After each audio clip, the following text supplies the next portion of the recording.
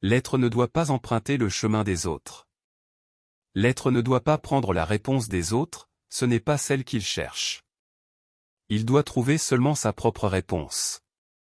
C'est cela qu'il cherche. L'être ne doit pas fuir de toute institution qui prétend être détentrice ou connaisseuse de la vérité. Il ne doit pas fuir de toute institution qui prétend être inspirée par la divinité. Il doit s'en éloigner, devenant invisible à elle, et laissant le vent de l'ignorance les rendre insignifiantes.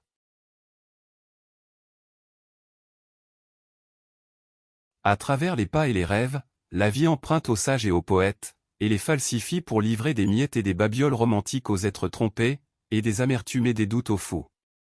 Ces sages et ces poètes sont les peaux bien dessinées et bien fixées sur les complices de l'illusion. Le regard des romantiques trompe et empoisonne. Le regard des fous révèle et guérit.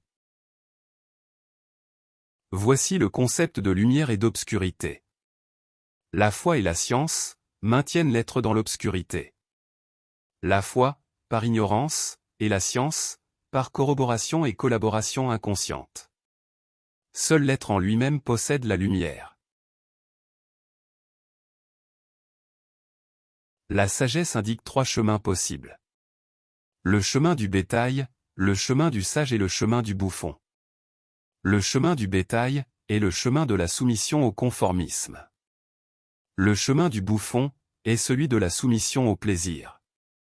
Le chemin du sage est le chemin du fou, le chemin de l'inconformité.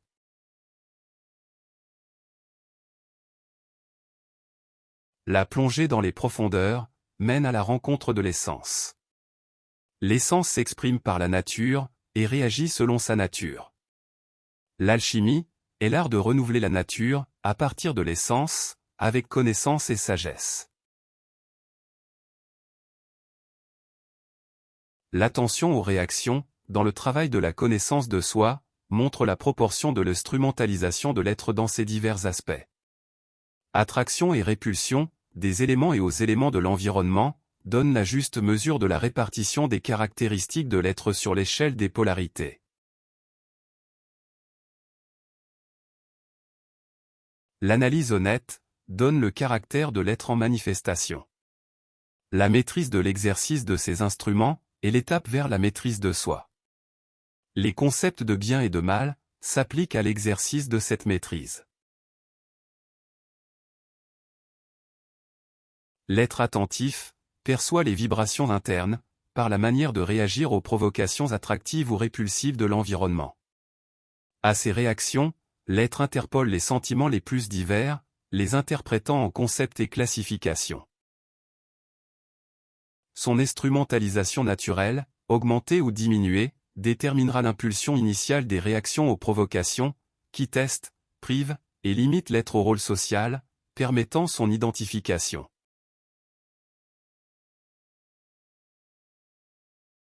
L'être peut se classer lui-même, en accord avec cela, en se qualifiant avec plus ou moins d'emphase. Cette qualification peut déterminer le comportement futur, car elle influence l'échelle des polarités.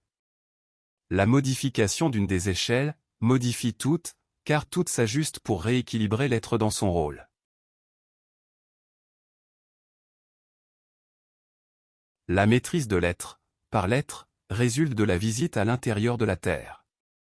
En général, de nombreuses organisations sociales ont été constituées avec l'intention de former le caractère de l'être, à partir de son comportement, et en accord avec des principes et des valeurs déterminés par des normes définies par ces organisations. Ne pas suivre les règles, posées ou imposées par les organisations, constitue des péchés soumis aux punitions les plus diverses. Le questionnement des règles, des principes, et des valeurs, en soi, constitue déjà un grand péché et une grande hérésie, sujet à l'exil de l'être. Seul le comportement interrogateur ne mène nulle part. Le travail mène. Le livre n'est pas un juge, mais observe la fragilité de ceux qui, repentant en exil, implorent le retour au sein de la société qui les a exilés. Lors des nettoyages périodiques, des choses qui auraient dû être jetées ne l'ont pas été. Le livre observe à combien la lumière s'est manifestée, sans aucun repentir, guidant l'être vers le nettoyage final.